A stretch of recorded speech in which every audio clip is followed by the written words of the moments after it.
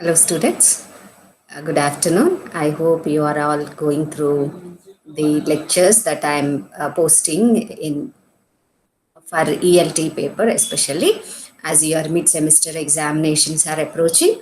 So let us now deal with another topic that is related to the psychology and language teaching. Uh, a part of this psychology and language teaching, we have seen behaviorism.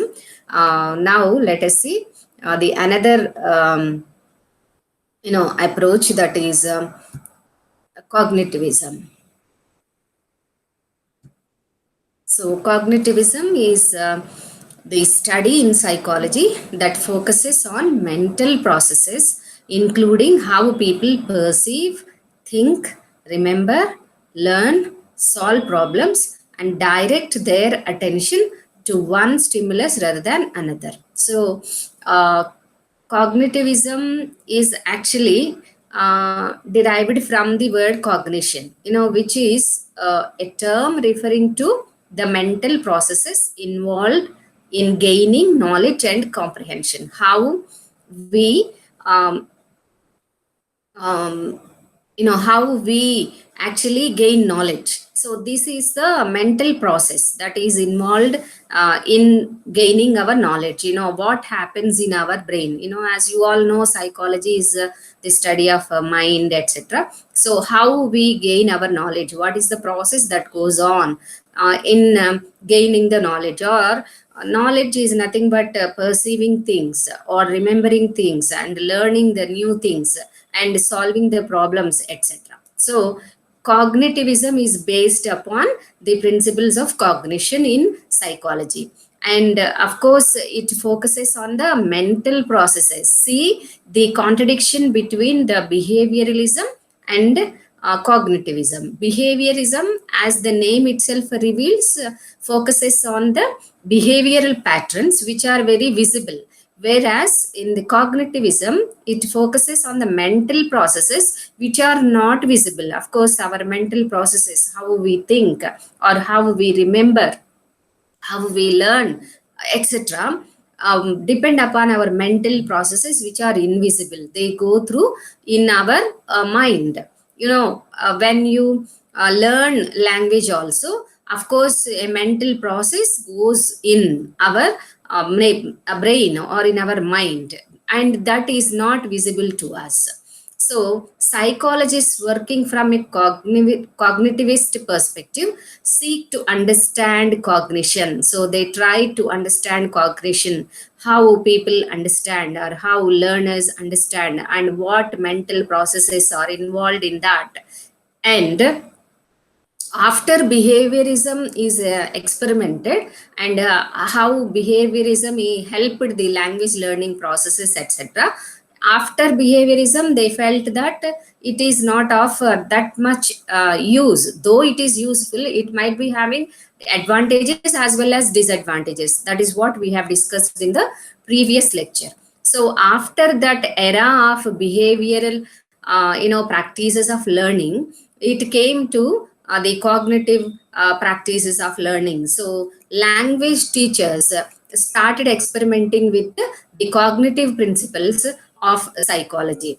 And this concept, cognitivism, is rooted in Gestalt psychology and the work of Jean Piaget. Gestalt psychology is a type of psychology. You can just Google and know what this psychology is. And then this psychology, of course, focuses on the whole shape of an object rather than the pieces of it. Okay, so cognitivism has been prominent in psychology since 1960s. So cognitivism is there in psychology since 1960s, and from 1980s or 1990s or so, this cognitivism is adopted to language learning teaching methods or language teaching methods, etc.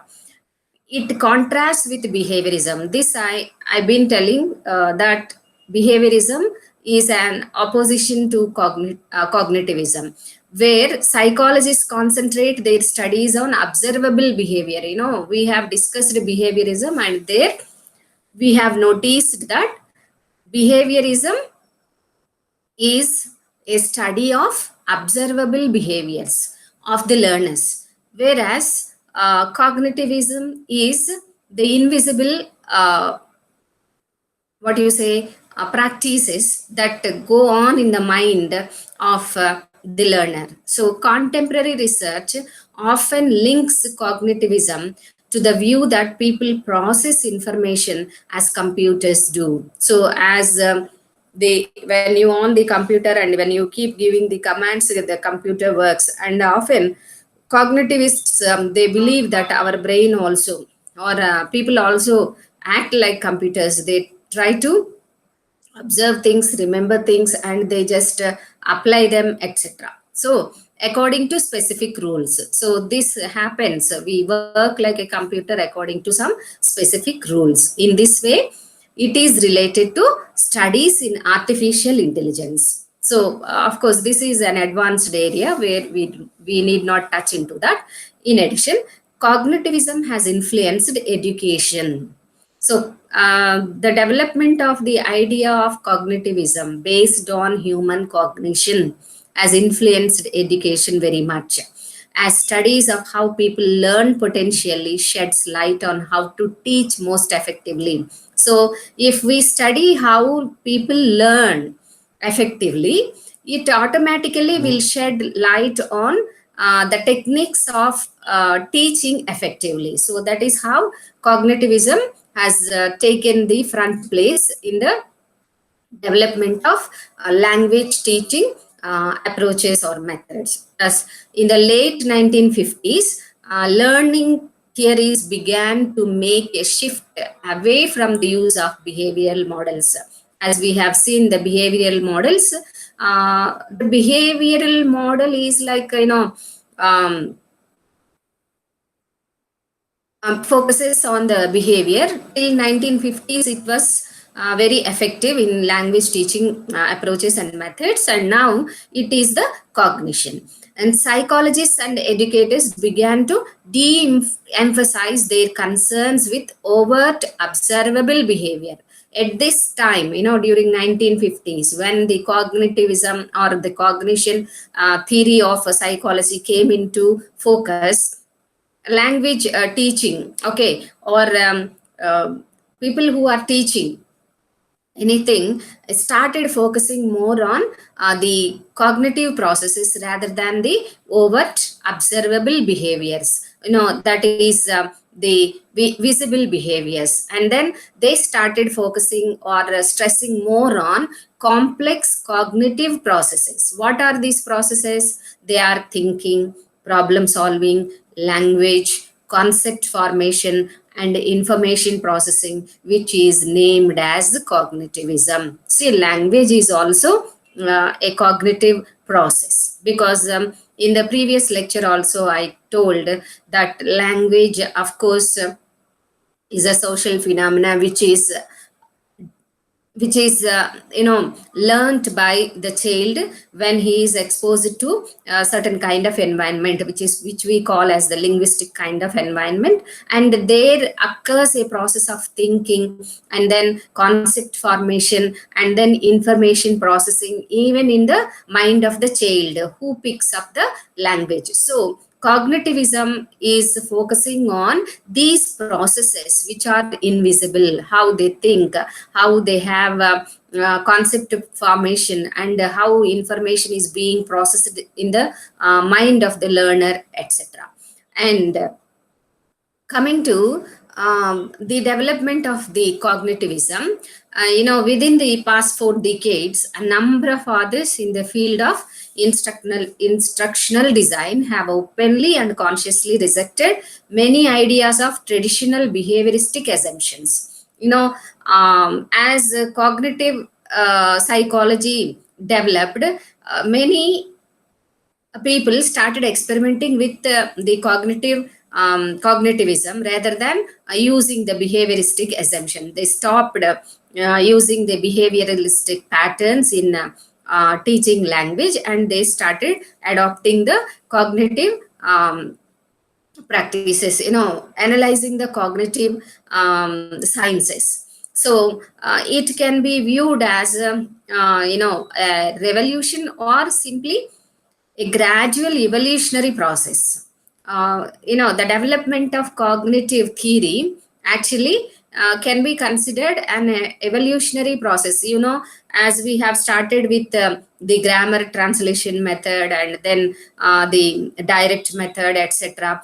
Like that, in the history, the evolution process goes on. And to begin with, they started attaching psychology with the behavioral psychology, and now it is for the cognitive psychology, where the emphasis is on the cognitive practices which are very invisible. And then how does learning occurs in the cognitive theories of learning? So cognitive theories of learning stress the acquisition of knowledge and internal mental structures, and as such, the closer to the rationalist end of the epistemology continuum. So, cognitive theories stress the acquisition of knowledge and internal mental structures, not the external behavioral patterns. So, remember this is the difference between cognitivism and behaviorism. You may get a question like, what are the differences between behaviorism and cognitivism? Then what you have to do is give a definition, a brief definition of behaviorism as well as cognitivism, and try to differentiate what behaviorism states and what cognitivism states. It actually stresses the acquisition of knowledge and the internal mental structures. And of course, it seems to be very rational to continue the epistemology continuum. Learning is equated with discrete changes between states of knowledge rather than with changes in the probability of response. This stimulus and response is the are the key factors in behaviorism, whereas cognitivism actually tries to equate the learning with discrete changes between states of knowledge rather than with changes in the probability of response. Discrete changes, they are not visible, yet there will be a change. And then the cognitive theories focus on the conceptualization of students' learning processes and address the issues of how information is received, organized, stored, and retrieved by the mind. So, cognitive theory focuses on the learning conceptualization of learning processes. You have this communication model theory, which explains these cognitive principle only. Like that, cognitive theories, always try to address the issue of how information is received. How do you receive information? How it is organized and how it is stored in your mind, and how you retrieve it whenever you want that. Okay, learning is concerned not so much with what learners do, but with what they know and how they come to acquire it. Learning for a cognitivist is not what learners are doing, but it is what they know and how they come to know, come to acquire it. So knowledge acquisition is described as a mental activity that entails internal coding and structuring by the learner.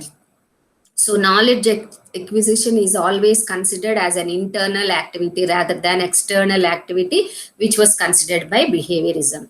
And in cognitivist theories, the learner is viewed as a very active participant in the learning process. Here, you can go back to the behaviorist, school of approach, and where the scope or what you say, the role of learner is nowhere mentioned. Learner is there only to receive and then memorize, recite, etc. So this is the basic difference between behaviorism and cognitivism.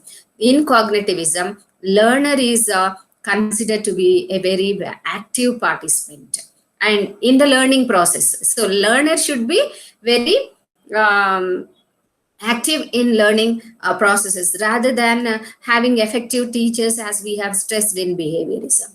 And then, what are the factors that influence the learning in the cognitivism? It is the role of environmental conditions in facilitating learning. Of course, this is similar to behaviorism also.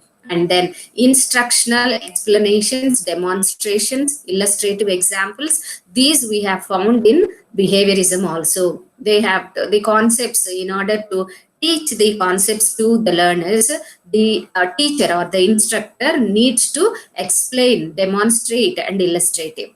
And here also, in cognitive principle teaching, way of teaching also, these of course explanation, demonstration, and illustration are important. And the role of practice with corrective feedback, of course, this is also there in feedback, behaviorism. And the active nature of the learner is perceived quite differently. Now, what is the main difference? As I have already told you, the active nature of the learner is perceived or considered very much in cognitive ways of learning. And the process of mental planning, goal setting, and organizational strategies are also considered in the cognitivist ways of teaching the language.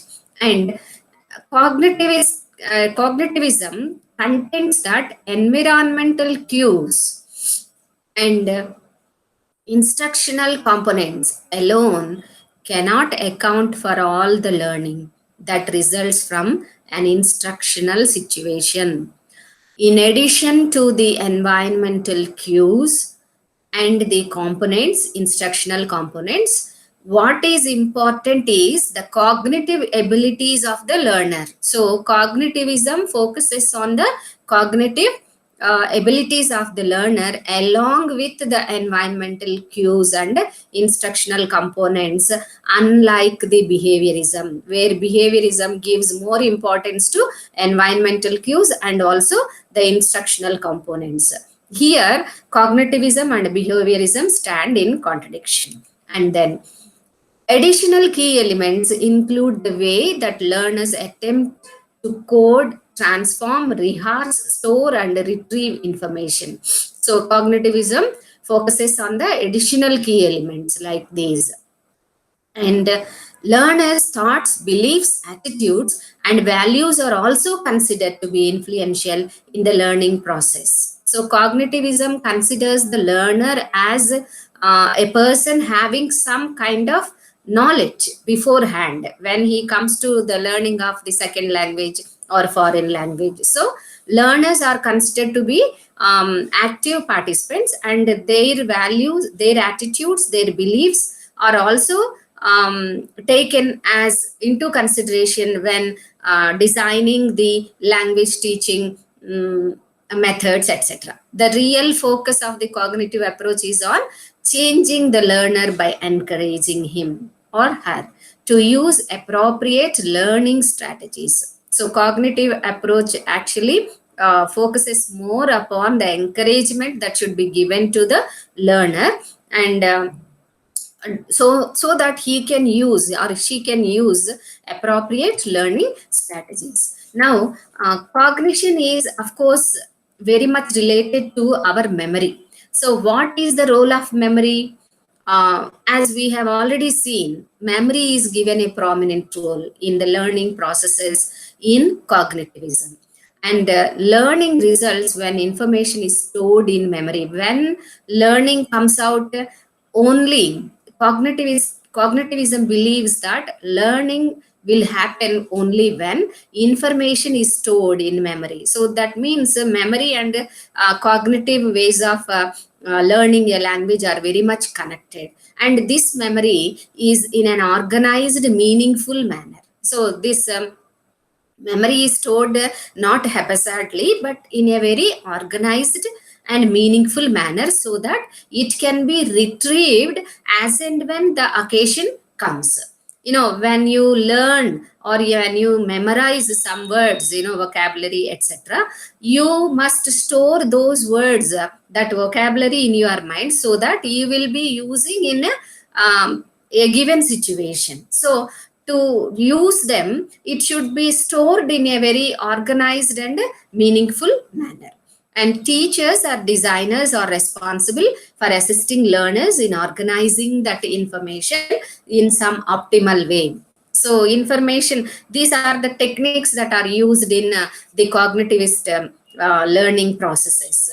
They try to develop some kind of hierarchical relationships or organizing analogies and matrices to help learners relate new information to their prior knowledge. Okay, already they will be having some knowledge, and with some teaching learning activities, these teachers or designers will help these learners to improve their learning processes.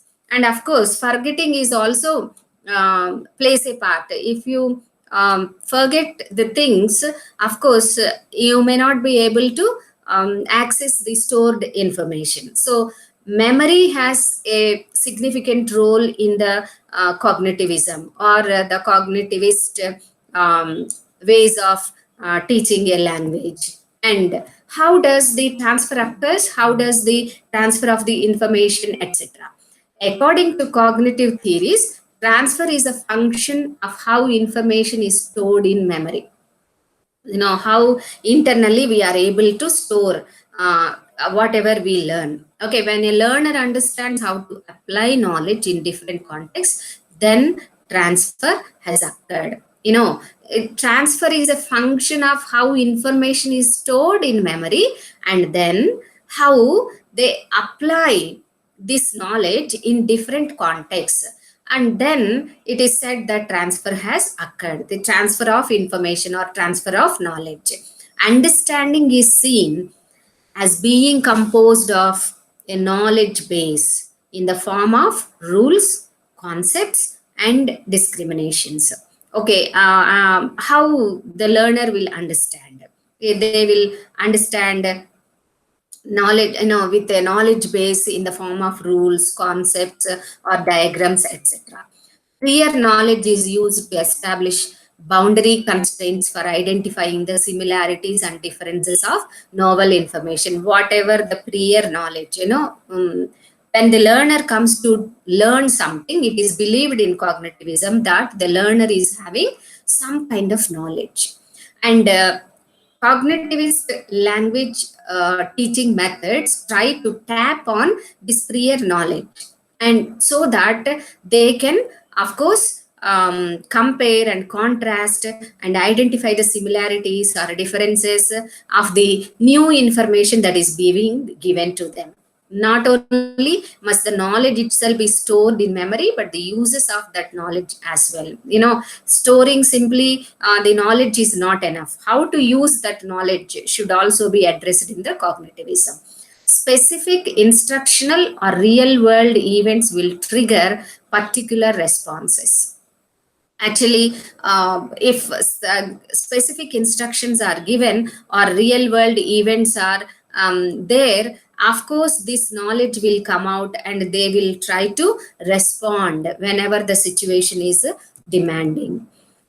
Because of the emphasis on mental structures, we have seen that cognitivism is focusing more on the mental structures. It is always used to explain the complex forms of learning like reasoning, problem solving, information processing, etc.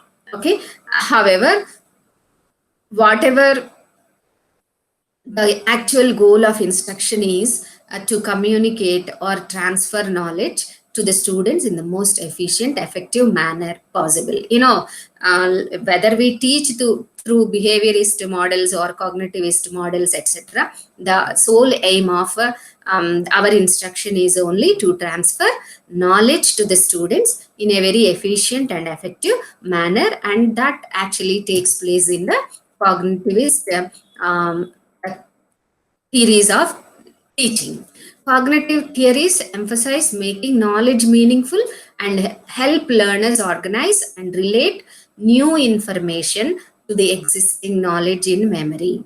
So they try to, as we have seen, that cognitive theories emphasize making knowledge meaningful and help learners organize and relate new information. It is a relative process. The learner is considered as a person who is having a prior knowledge, and then the new knowledge, new knowledge is given so that he can relate the new information to his existing knowledge in his memory.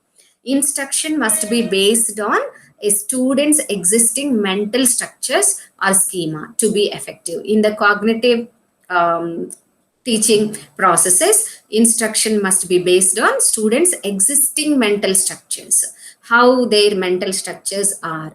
It should organize information in such a manner that learners are able to connect new information with existing knowledge in some meaningful way.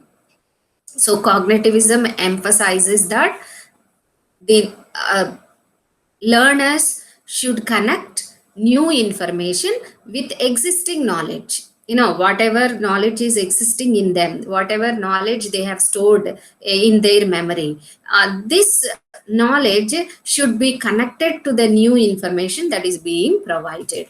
And actually, here is an example of a situation where cognitive approach is used.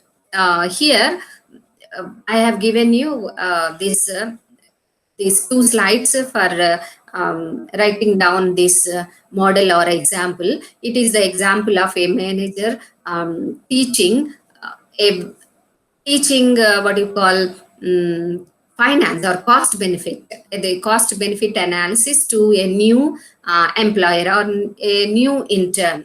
So this new intern is not having any knowledge of the cost benefit analysis. Yet the manager can manage to teach taking a relative aspect of the cost benefit with the example of his or her salary. If you get a salary, what will you buy, or what will you decide not to buy, etc. Or will you go for purchasing of a luxury item, etc. Not etc. So cost benefit analysis is explained. Cost benefit analysis of a great company or a big company is explained with the personal experiences of cost benefit analysis. See, in real life situations, we actually will be having this cost benefit analysis, but when it comes to a company, it is a different. But the cognitive ways of teaching emphasize upon relating the already existing personal knowledge to the new information. So in this way, you can very well understand how cognitivist ways of teaching actually emphasize upon the knowledge or that is stored in the learner at the very beginning of the learning process, and they will try to tap on the stored knowledge so as to give the new knowledge. So this is how I can explain cognitivism. So cognitivism is actually a psychological term, and as we are actually discussing this psychology and language teaching, how psychology is affecting language teaching. That is why we have seen behaviorism, which is also a psychological aspect, and then cognitivism, it is also a psychological aspect. And it is only to know how language teaching can be made effective with the use of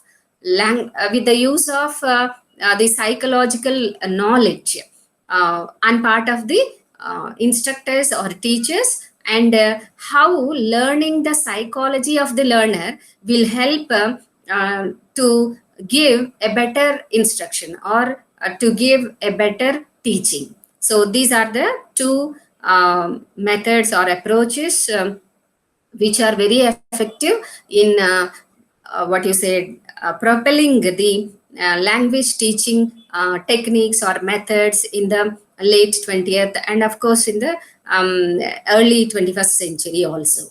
Have a nice time.